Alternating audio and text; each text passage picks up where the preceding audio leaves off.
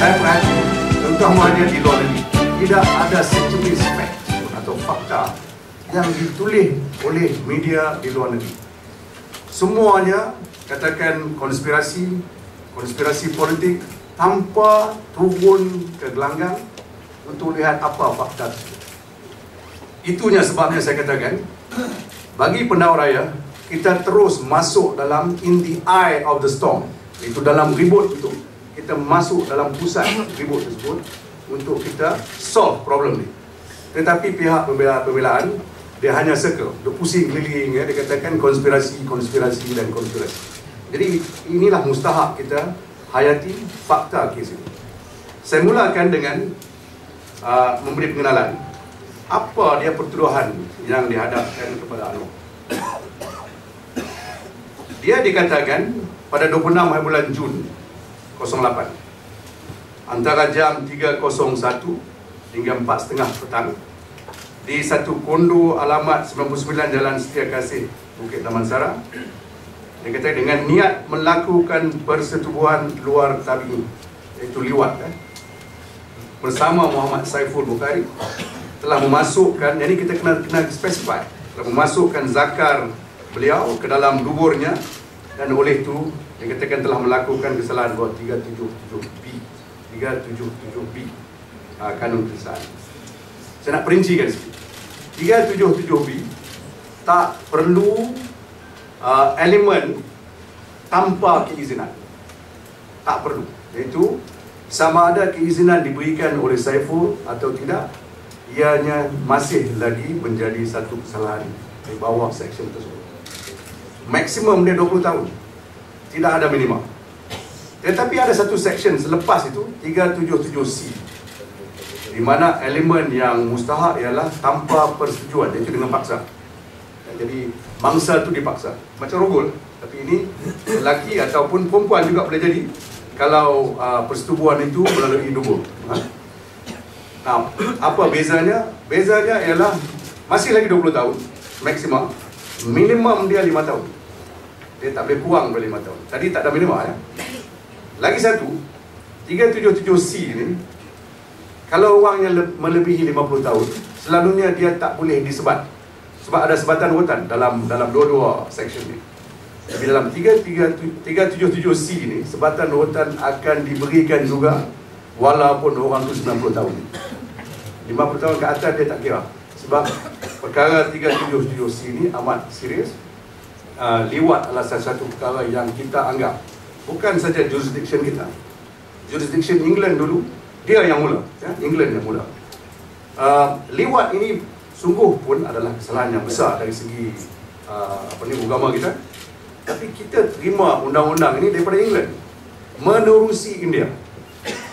Di England, tuan-tuan mungkin rasa benda ni pelik sikit dan mungkin lucu.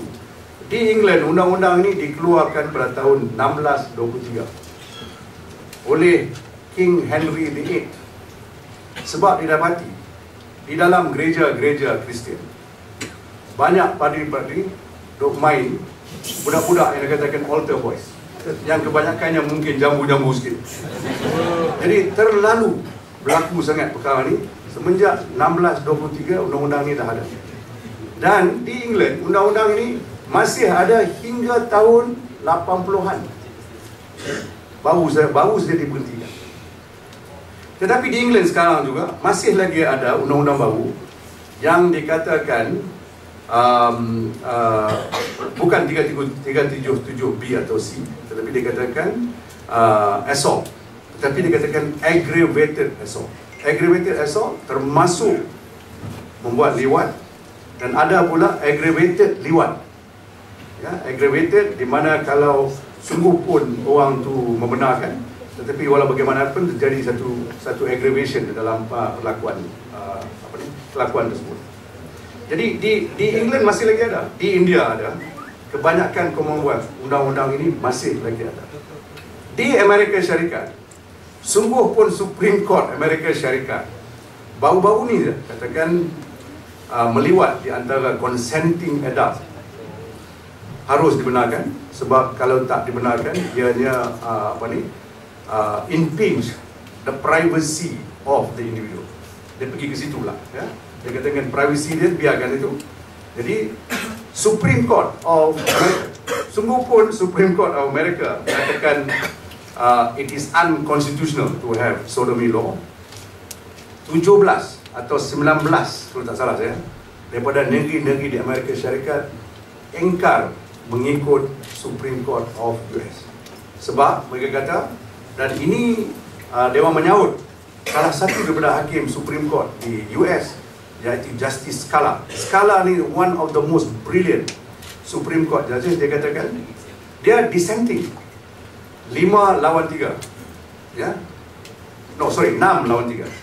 Scalia di antara 3. Scalia kata undang-undang yang diperturunkan oleh Supreme Court of US tidak mengambil kira the conservative members of the public in the US who still want undang-undang lewat ini diteruskan, not banish ataupun di ban, ya.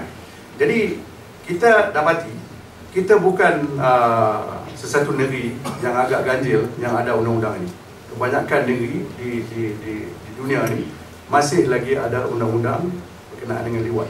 Baru ini tahun 2014 di India, perkara ini juga ditimbulkan di Supreme Court India, dan Solicitor General India telah pun menyokong bahawa undang-undang ini diteruskan sebab di India berbagai-bagai ulama yang juga mahu simpan lagi idea konservatif ini. Dia katakan konservatif tetapi tradisional.